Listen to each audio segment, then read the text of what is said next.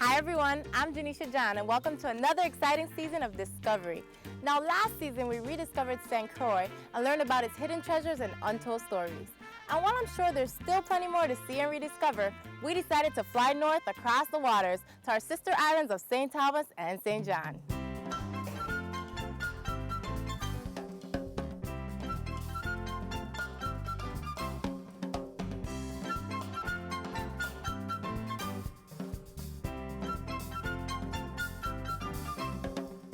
We'll begin the second season of Rediscovery on the smaller of the two islands, St. John.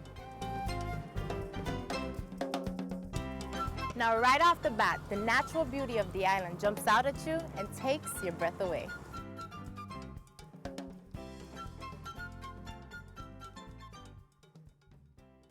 But St. John is much more than just beaches and scenic sights. There's plenty of history, culture, and wildlife to learn about. So get ready to rediscover St. John.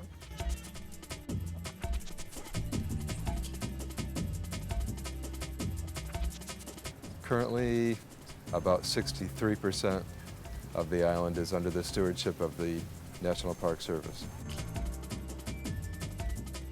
The park was created here in 1956 to preserve unique cultural and scenic historical aspects of St. John.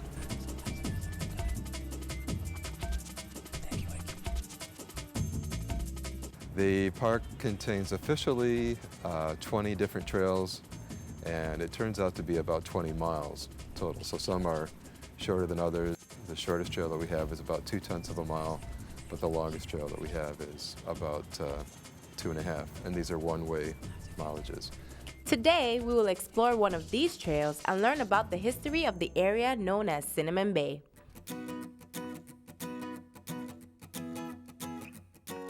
Cinnamon Bay is one of the largest beaches on the North Shore. It's a site of the campground for the park. It had historically been a sugar plantation back in the early 1700s when they had started on St. John, but the campground's been there since the 1960s.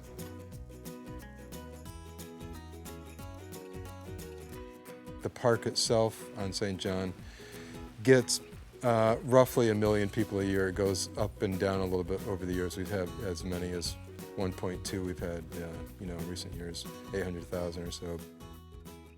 And many of those visitors come to Cinnamon Bay where they meet Interpretive Ranger Don Neer. Today, Ranger Neer will be our tour guide, taking me and a few others around this historic site. Hi. Hello. I'm Janeisha. I'm Don. Great. Nice to meet you. Glad to meet you. What are we doing today?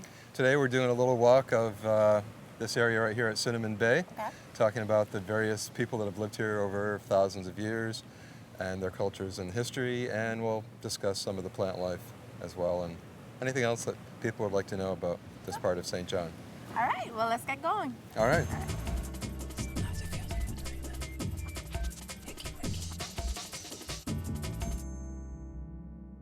Welcome to the Cinnamon Bay Walk. My name is Don Neer, and today we're going to look at some of the history of this site over many thousands of years. We'll talk about the plants and the animals as well as we walk around for the next 45 minutes.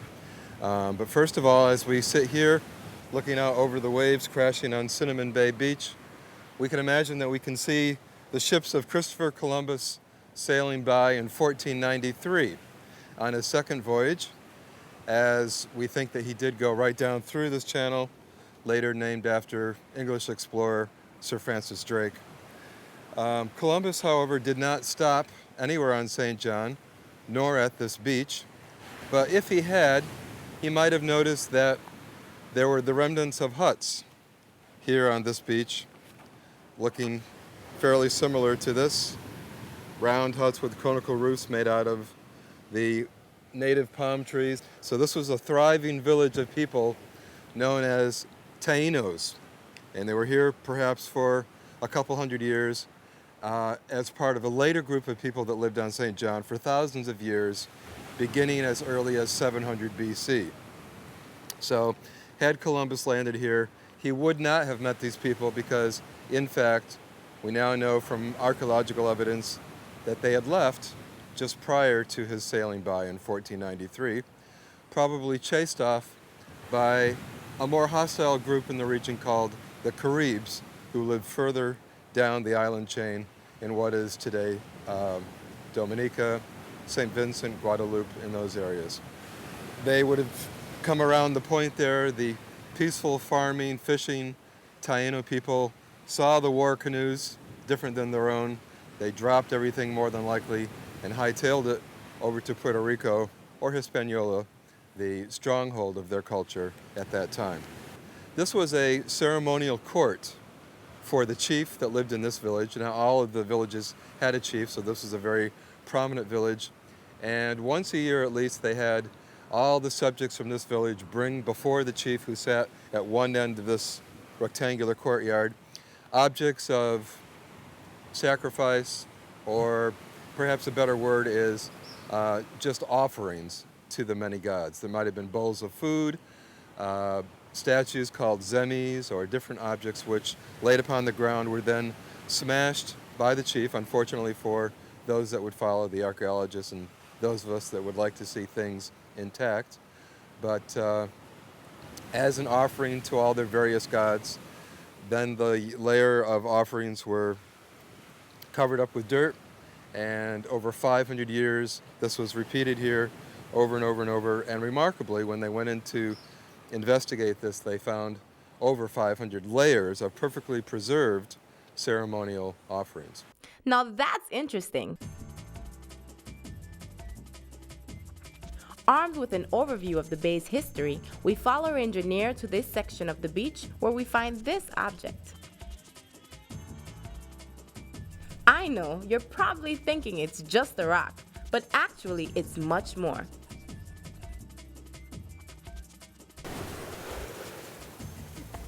Hey, that's what I get for wearing sneakers at the beach. So, you remember in the movie The Planet of the Apes when Charlton Heston was going down the beach and there's the top of the Statue of Liberty? This is what this kind of reminds me of. This is actually, as we can see, a big trough laying on its side with steps going down, and then it's sloped on the other side. So what would be the purpose of a trough laying on its side on the beach? Well, it used to be a cattle dip, as we can see from the picture of what this used to be like when it was actually part of the beach. The erosion has gone quite far back now, but this was actually on solid land at one point. And what they would do with the cows that grazed all around these hillsides back in the 1920s, 30s, 40s, would be to lead or pull the cattle through various chemicals inside that trough to get rid of their ticks and fleas before they would hoist them out by a rope to a waiting sailboat. And then, in much the same way in which they took them off the boat in St. Thomas, they would hoist them up, put them on the boat, and take them to St. Thomas or Puerto Rico, where they were turned into steak or hamburger. So this was part of that cattle ranching history here at Cinnamon Bay, and it's really hard to believe that virtually all the trees that we can see here now were gone during much of the 1900s, and they've grown back very quickly.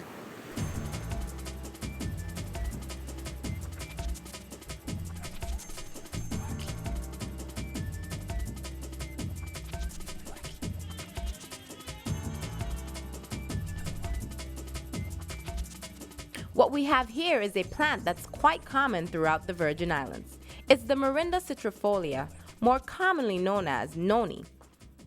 The noni fruit it produces is used in traditional medicines by many different cultures. However, during the time of the Tainos, the fruit may have been a last resort meal. Growing commonly in sandy, open, sunny areas on beaches or wherever you have lots of sunlight and good drainage are trees known as starvation fruit. The fruit, which starts out growing on the tree looking like a blanched potato, gets even wider and more soft over time. And if you were to pick it up and smell it very carefully, you would see why they call it starvation fruit. Smells like rotten cheese or smells terrible. vomit or something. And when they're squashed and laying around, the birds will eat it, the donkeys will eat it, you could eat it. but it wouldn't be very nutritious and it wouldn't be very enjoyable. So you'd only eat it if you were starving. Actually, the fruit is supposedly quite good for you. It's known as noni or nani, I don't know how you pronounce it, N-O-N-I. If you watch late night infomercials or go to health food stores, you'll see it bottled up in its juice form. They take the ripe, smelly starvation fruit or noni fruits and make a nice juice out of it.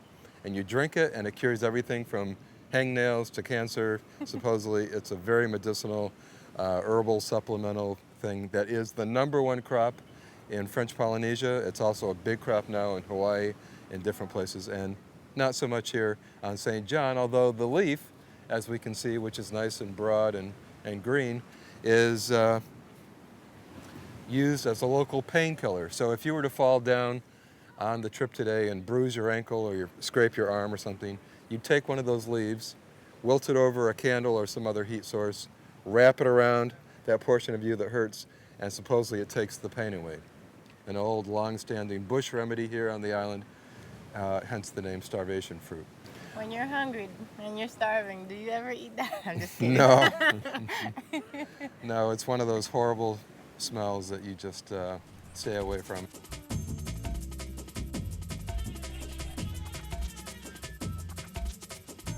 Here's another common species with a unique talent.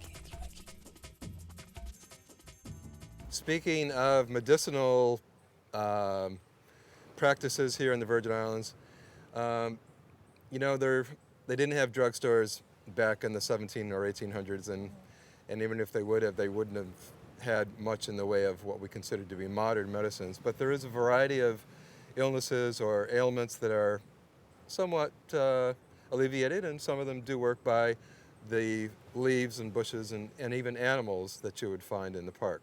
One of the more common ones, animals that is a non-slimy, hard-bodied millipede, locally called the gangalo.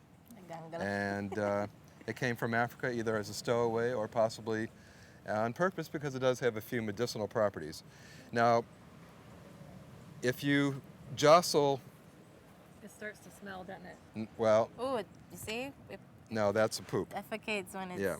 But scared. by barely touching these at night when you're walking around your house, or in the daytime with a little gentle jostling and coercion, a fluid, see, I'm not really hurting this, I'm just getting it to respond. A fluid comes out of the body that looks and smells like maybe... No, wait. Oh, okay. That's like vanilla. that. Well, oh really? Well, Like no. a rub, like iodine, actually, is what that's the key word we're looking for. And it's going to stay in my palm in much the same way. Now, I'm careful not to get that on my arm or someplace because it is quite caustic, this fluid, you know, in our homes here, which are sometimes quite open, and we have birds flying through and lizards crawling around on your lampshades and legs and everything. We have gongolos crawling around at night. They can get into your bed. You're sleeping, you don't know it. You wake up with a dead gongolo in your sheets as you've rolled over on one in the middle of the night. And now you have a nice big brown stain scar, kind of like on the side of your skin, Okay. which, if it's been there all night long, will leave a long-lasting scar. So you have to be careful of the fluid and not get it on the more tender parts of your It hand. burns a little, doesn't it? A little bit on the more, you know, tender areas. Now this is going to leave a nice brown stain on my palm unless I wash it off. But in 3 or 4 days it'll be gone. The same fluid, however, put on a toothache or a gum ache takes the pain away. That's the old remedy. So in lieu of modern day things you can buy in the drugstore, this is what you used. And I guess you probably really have to have a pretty bad toothache to try that, but that's what they used it for. And the other thing is, local lore at least says that by looking at the gongolo, notice I'm closing my eyes, eyeball to eyeball, there's a fluid that is squirted from its eyes into yours. I don't know if it's the same fluid or a different fluid as what's on my hand. But when it goes into your eyes, it temporarily makes you go blind, just for 3 or 4 days, but it could put a damper on your vacation or your life. So be careful of the gongolo, but other than that, it's quite nice. So remember, don't look at a millipede directly in its eye. Oh yeah, if you have a toothache, go to the dentist.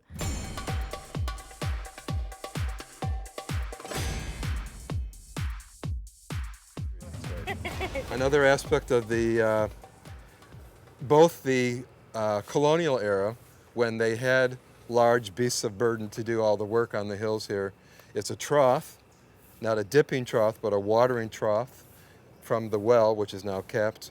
The water coming from these coastal areas is usually a mixture of salt water and fresh water, so not a good idea to use it for drinking for humans. Probably it never was. There are springs, though, across the road where they would have gotten their supply of fresh water, or as most of us do today, they collected it off the roofs into cisterns, either above ground or underground storage units to collect the water.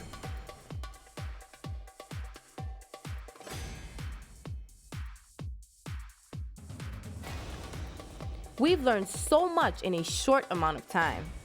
In fact, we've only walked a few meters around the Cinnamon Bay campsite.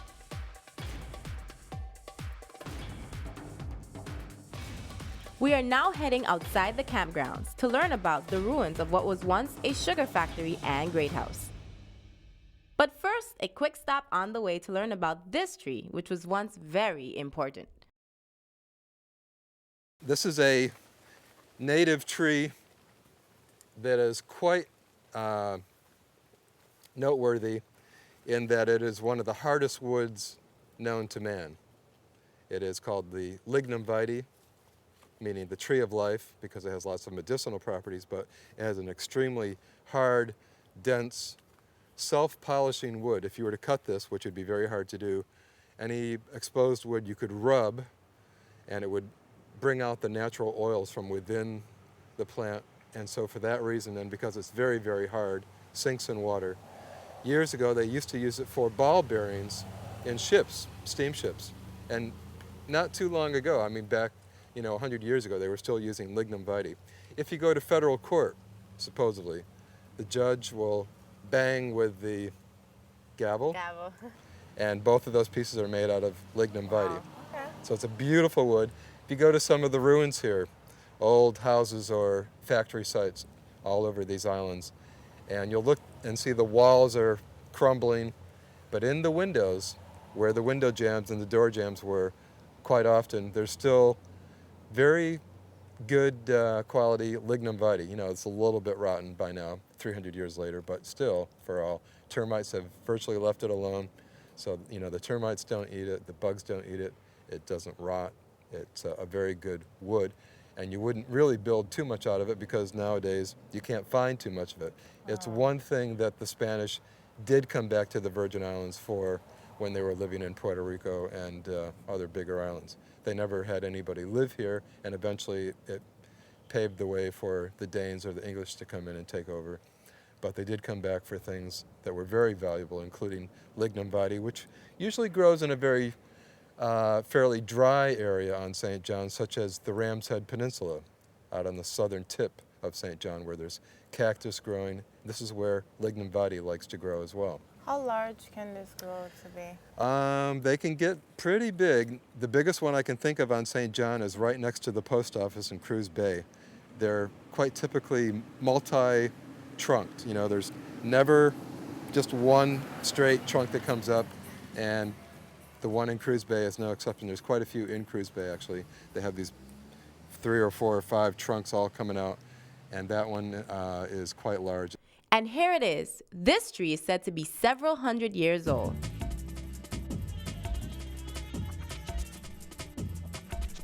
Here's a quick fact. Lignum vitae are slow-growing trees, growing only a few feet each year. We've now left the campgrounds and we're walking to the ruins of the sugar factory. This factory produced sugar up until the late 1800s.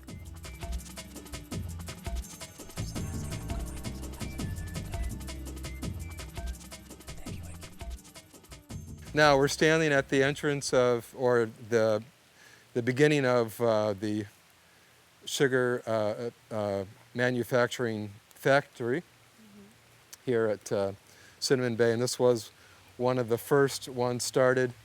Again, when they got the land in 1717, it took about maybe 8-9 years before they got all the buildings in place. the trees cut down. Imagine cutting down trees that were as big as those rain trees with a handsaw and then getting rid of the roots.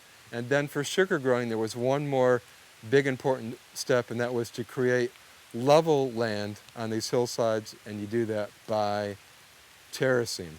So you had to make stone walls every 10 or 12 feet, backfill against that, and go up the sides of these mountains in huge concentric circles. Picture St. John with virtually no trees, but with giant stone walls everywhere, with 10, 12-foot sugarcane growing on those level areas. A totally different site as what we would see today.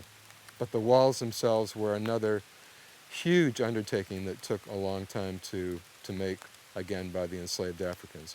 Now this area where you see these freestanding columns is where factory workers dried the sugar cane stock. All of the sugar factories had one of these roofed, columned structures used for drying of sugarcane stalks. Once they were crushed, you know, the sugarcane is fairly a hard material. Once they ground it up in the top of the horse mill, there's a structure you can see right there, a round, big, huge, round, flat area where the rollers that were about 3 feet in diameter and maybe 4 feet long were spinning close together, kind of like on an old wringer washer. You then feed the sugarcane stalks through these revolving rollers. It gets caught in there, gets crushed. The juice runs by gravity, as we'll see in a moment, in the factory. And then the dried sugarcane stalks, dried here, were used for the fires underneath the pots that the juice was then ladled into in the reduction process of turning that sugar juice into a thick brown sugar called muscovado. So you take sugar juice, you reduce it, you get sugar. And this was a very efficient way in which to fuel the furnaces that we'll see as we walk through the sugar factory. I noticed that it looks like there's a lot of coral used to make these columns. Yes. Native stone from all over the island. You know, there's rock everywhere. Also, not so much in these columns, but as we'll see in the building, there's both red and yellow brick brought over as ballast in the boats from Denmark.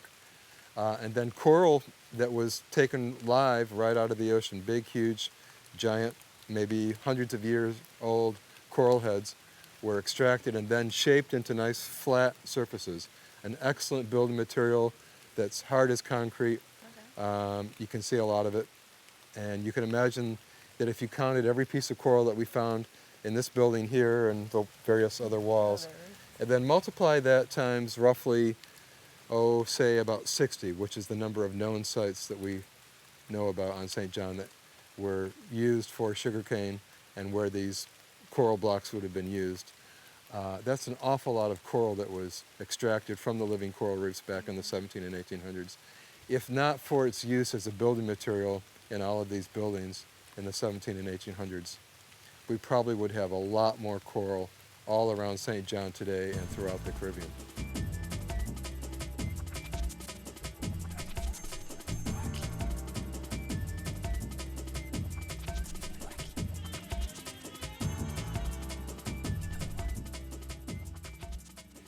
We're in the boiling room of the sugar factory here at Cinnamon Bay. There is the missing bench, as they called it, on this side of the room where the cauldrons were embedded, where the sugar juice was ladled one to the other and getting thicker to a desired consistency at the very end of the line, whereupon it would be taken off the heat and put on shallow trays over in this part of the room where it would crystallize, and later on it was dripped.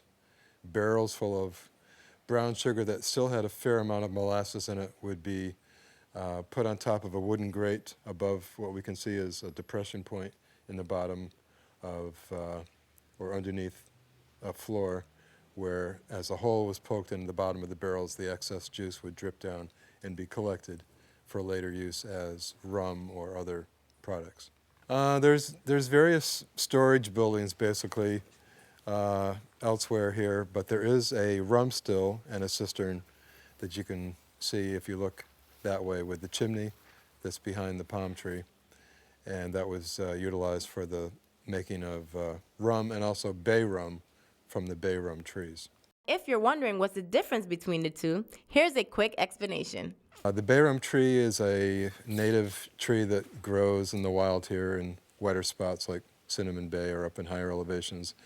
And the leaves were picked in the late 1800s up until about 1940 here on St. John. The oil was distilled out of the leaves. It's a very fragrant oil that when mixed with rum or other alcoholic products formed bay rum. Not what you drank, but what you applied to your skin as a cologne or toilet water or other uses. And behind the factories are the ruins of an estate house. There were few great houses on St. John because incomes at that time were marginal at best. Many estates employed overseers who lived in modest structures like this one. Believe it or not, this house was last occupied in 1968.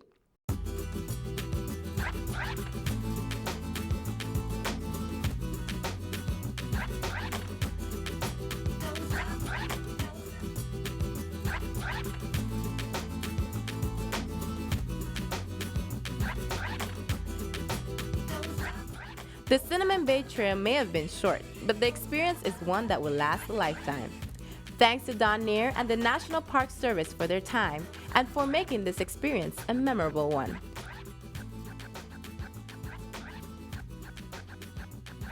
And thank you for watching. So until next time, make sure to cherish your home, this beautiful island, but most of all, cherish each other.